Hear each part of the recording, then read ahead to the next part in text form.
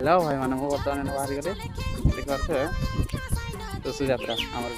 धान बेणी को चलो चलो देखि पारथे सब साम पिला अछंती जे एफटे जण मिस हे जिवे ना मिसिंग कर मजा लेस हे जिवो भाई बहुत एफटे मो बाहर की पळे आसले देखते ना पळे एफटे पुकले माने आछंती ना कि सब आसले चलो हम जिबा चलो हम बर्तमान एना पहुंच गलो धान बेणी को भाई एना जीवा देखा केमति के सब टुसु कुसु होजी ना कि पळे चलो देखा चलो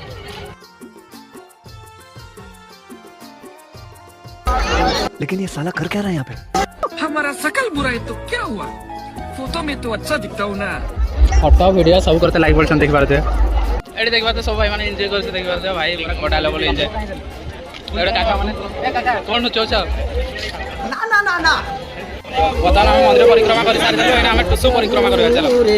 एटा हम शिव बाबू देखाइ गलो देख पारते